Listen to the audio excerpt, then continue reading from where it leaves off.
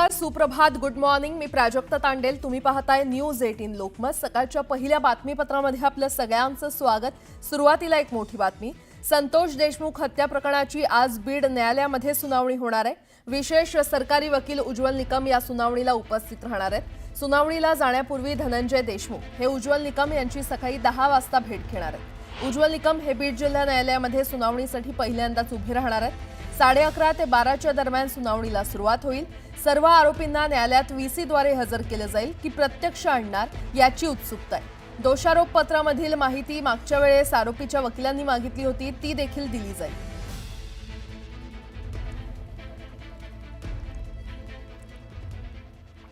बातमीपत्रामध्ये आता पाहणार आहोत सकाळच्या महत्त्वाच्या 100 बातम्या अतिशय वेगवान स्वरूपात. सुरुवात करू. राष्ट्रवादीच्या आमदार आणि मंत्र्यांची देवगिरीवर अजित पवारांच्या उपस्थितीमध्ये बैठक पार पडली. या बैठकीला छगन भुजबळ आणि धनंजय मुंडे गैरहजर होते, त्यामुळे पुन्हा एकदा नाराजीच्या चर्चा रंगू लागल्या. केंद्रीय गृहमंत्री अमित शहा 12 एप्रिलला रायगड दौऱ्यावर असणार आहेत. छत्रपती शिवाजी महाराजांच्या पुण्यतिथीनिमित्त रायगडावर जाऊन अमित शहा शिवरायांना अभिवादन करणार आहेत. यावेळी मुख्यमंत्री देवेंद्र फडणवीस देखील उपस्थित राहतील. अलीकडचे पुढारी पाया पडायच्या लायकीचे राहिलेले नाहीत, त्यामुळे पाया पडायच्या नादी लागू नका, असं वक्तव्य उपमुख्यमंत्री अजित पवार यांनी केलं.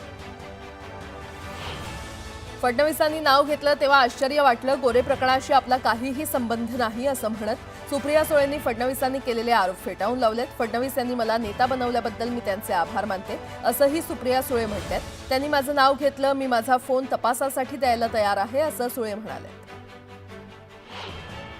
जयकुमार गोरे प्रकरणातील महिलेला न्याय मिळावा यासाठी 1 ते 2 कॉल आले गेले असतील, असं रोहित पवार यांनी असं म्हणत मुख्यमंत्री फडणवीसांचे आरोप फेटाळून लावलेत. तर पॉवरफुल मंत्र्यांविरोधातील पुराव्यांचा तपास कधी करणार, असा सवाल देखील रोहित पवार यांनी उपस्थित केला.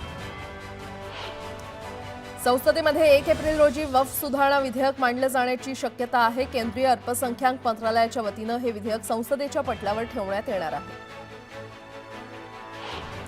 एक राष्ट्र एक निवडणूक विधेयकावरील अहवाल सादर करण्यासाठी मुदतवाढ देण्याबाबत आज लोकसभेत प्रस्ताव खरं तर कालच मांडण्यात आला आणि यावेळी लोकसभेनं एकमतानं संयुक्त संसदीय समितीचा कार्यकाळ पावसाळी अधिवेशन 2025च्या शेवटच्या आठवड्याच्या पहिल्या दिवसापर्यंत वाढवण्यास मान्यता दिली.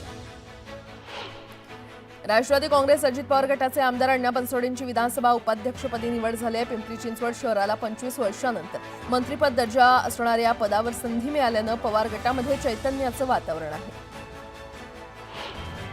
कायद्यानं हुक्क्यावर बंदी घालण्यात आली आहे, मात्र त्यानंतरही कुणी हॉटेलमध्ये अशा प्रकारे हुक्का पार्लर चालवत असल्यास संबंधितांचे हॉटेलचे परवाने रद्द करण्यात येणार असल्याची माहिती राज्याचे मुख्यमंत्री देवेंद्र फडणवीस यांनी दिली आहे. भारतीय पुरातत्व विभागाच्या अखत्यारीमध्ये येणारे छत्रपती शिवाजी महाराजांचे किल्ले संवर्धन आणि देखभाल आणि दुरुस्तीसाठी राज्याच्या पुरातत्व विभागाकडे देण्यात यावेत, अशी विनंती राज्याचे सांस्कृतिक कार्यमंत्री आशिष शेलार यांनी केंद्रीय मंत्री गजेंद्र सिंह शेखावत यांच्याकडे पत्राद्वारे केली आहे. राज्यात ऑनलाईन गेमिंगविषयी वेगवेगळे नियम आहेत, त्यामध्ये एकच धोरण आणि कठोर कायदे आवश्यक असून त्यासाठी कार्यवाही सुरू असल्याची माहिती गृहराज्यमंत्री योगेश कदम यांनी दिली आहे. कोचिंग क्लासेसचे नियमन करणारे विधेयक पावसाळी अधिवेशनात मांडण्यात येईल, अशी माहिती राज्य सरकारनं उच्च न्यायालयात दिली आहे. कोचिंग क्लासेस कोणत्याही नियामक यंत्रणेशिवाय चालवले जातात, त्यासाठी कठोर कायदा केला जाणार आहे. राज्यातील दप्तर दिरंगाई आणि भ्रष्टाचार रोखण्यासाठी सरकारच्या अनेक योजना नागरिकांना आता व्हॉट्सअॅपच्या माध्यमातून उपलब्ध करून देण्यात येणार आहेत. त्यासाठी मेटा कंपनीबरोबर करार करण्यात आला असून नागरिकांना सरकारी सेवांचं शुल्क देखील व्हॉट्सअॅपच्या माध्यमातून भरता येईल, अशी घोषणा मुख्यमंत्री फडणवीसांनी केली आहे. विधान परिषदेचे विरोधी पक्षनेते अंबादास दानवे यांनी गृह विभागाच्या कारभारावर टीका केली आहे. राज्यात रोज 22 अत्याचार आणि 45 विनयभंगांच्या घटना घडत आहेत. आरोपींवर कारवाई होत नसल्यामुळे गुन्हेगारांवर पोलिसांचा धाक राहिला नाहीये, असा आरोप अंतिम आठवडा प्रस्तावावर बोलताना दानवे यांनी केला. दावोसमध्ये सामंजस्य करार केलेल्या 17 प्रकल्पांना अतिरिक्त विशेष प्रोत्साहन तर 2 अतिविशाल प्रकल्पांना विशेष प्रोत्साहन देण्यास मुख्यमंत्री देवेंद्र फडणवीस यांच्या अध्यक्षतेखाली झालेल्या मंत्रिमंडळ बैठकीत मंजुरी देण्यात आली.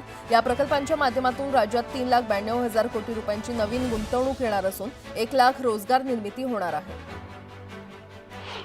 धान उत्पादक शेतकऱ्यांना यावर्षी 2 हेक्टरपर्यंत प्रति हेक्टर 20,000 रुपये अनुदान देण्यात येईल. तसंच सौर पंप योजनेमध्ये पाणी पातळी खाली गेलेल्या भागात 10 HPचे कृषी पंप बसवण्यासाठी मान्यता देत असल्याचं मुख्यमंत्री फडणवीसांनी विधानसभेत जाहीर केलं. 50,000 रुपयांपर्यंतच्या छोट्या कर्जावर बँकांनी जास्तीचं शुल्क आकारू नये असे आदेश भारतीय रिझर्व्ह बँकेनं व्यावसायिक बँकांना दिलेत. छोट्या कर्जदारांना अनावश्यक ओझ्यापासून वाचवण्याच्या उद्देशानं हे आदेश देण्यात आले.